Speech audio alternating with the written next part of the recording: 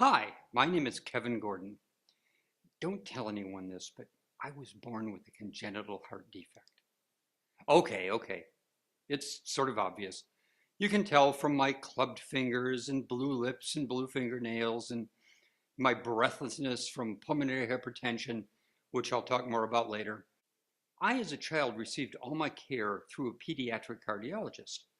But you see, my defect wasn't discovered until I was 2.5 years old, which was unfortunately too late to do a fully corrective surgery. And so I finally had my one and only open heart surgery at age 20 when I had a procedure called a palliative mustard operation. And I remember after that operation, my pediatric cardiologist came in and he sat down on the hospital bed next to me and he put his hand on my shoulder and he said, "This should give you a good 5 years." I sort of opened my eyes like, oh my goodness. Fortunately, I was 20 years old when he said that, and now I'm 56. So I've done much better than the good 5 years that he was expecting. And as I said, like many patients born with heart defects, I received all my care through a pediatric cardiologist. And I was still seeing that same group until my mid-30s, but I was coming down to Mayo Clinic on an annual basis for executive physicals. And they kept asking, well, don't you want to see the adult congenital heart doctors here? And I finally one day said, yeah, I guess I probably should. And it was an eye-opening experience and it changed everything for me. Because doctors here, like Carol Warrens, who runs the program, and my physician, Dr. Amash, and others here, they know the differences between what's required for pediatric care and what's required for adult care. And they were able to change procedures I was going through and medications I was on and all sorts of other benefits that have had terrific results for me. When I started seeing the specialists here at the Mayo, they changed many of the drugs I was on, the procedures I was going through. For example, my pediatric cardiologist was doing a regular phlebotomies with me where they would draw out blood and replace it with plasma to thin my blood because I'm very blue, I'm very cyanotic, I have very thick blood. But the doctors here at the Mayo let me know that in fact that was creating higher risk for me. It increased the risk of stroke, and that my body, because I've lived with it for my entire life, is compensated for the fact that I have that relatively thick blood. And so the high hemoglobin or high hematocrit numbers they were measuring was not a problem for somebody in my condition.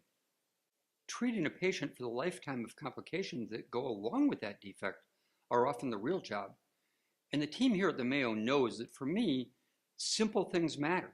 It's the ability to travel and do some recreational opportunities and my passion for photography and my love of fast cars and things like that that are the real issue, as well as the ability to announce from time to time, well, pretty often actually, I'm not dead yet, which is really what I enjoy saying as a guy who grew up wondering if he was going to even live to 20, let alone to mid-50s and hopefully much longer yet. You know, I feel like I'm part of the first generation of survivors of complex congenital heart defects. But one of the fascinating things about it is that really no two are alike. Even two patients with the same defect can have very different outcomes, which I believe makes the abilities and knowledge of the doctors at places like the Mayo here to be even more amazing, because defects affect people in different ways and often they need to be treated in different ways as a result of that. And the interesting thing that I was able to learn is that combined, all of the congenital heart defects are the most, let's put quotes around this, popular birth defect. Over 1 million adults in this country are living who were born with congenital heart defects. That's an amazing number. And it was through the Mayo Clinic that I discovered and got involved with the Adult Congenital Heart Association. ACHA is really the organization that's dedicated to working with and for adults like me and perhaps some of you who are born with defects, and does things involving lobbying and regulatory changes and information for patients and enhanced training and knowledge for doctors and wonderful things like that. And I've now been involved with ACHA for 10 years, and I serve on the board of directors of that organization. And it was through the Mayo Clinic that I first learned that my particular condition results in a whole set of complications that are known as Eisenmenger syndrome. Now, Eisenmenger syndrome includes simple things like gout to really complex and dangerous things like a brain abscess and things like hemoptysis, which is coughing up blood from your lungs. And I've had all of those complications happen to me over the course of my life, as well as probably the most challenging ongoing complication, which is pulmonary hypertension, which is incredibly high blood pressure in the little micro blood vessels inside my lungs that come as a result of my particular defect that make, unfortunately, breathing more and more difficult over time, which brings up another important point about quality of care. And the fact is, too few patients remain in care for their entire life. Maybe you were born, had corrective surgery as a child, your pediatric cardiologist pronounced you cured, and you went back to the office over the years as a child just to make sure everything was okay.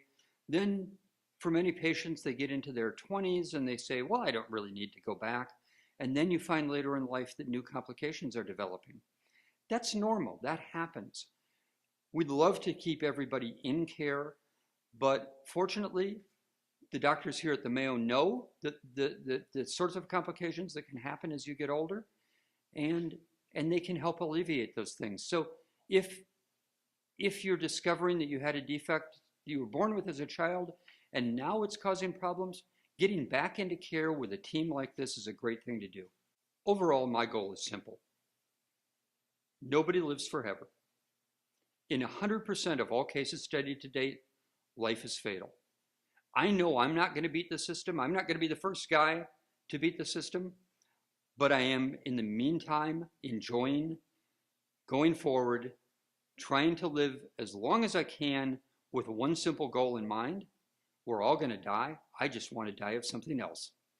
Thank you very much.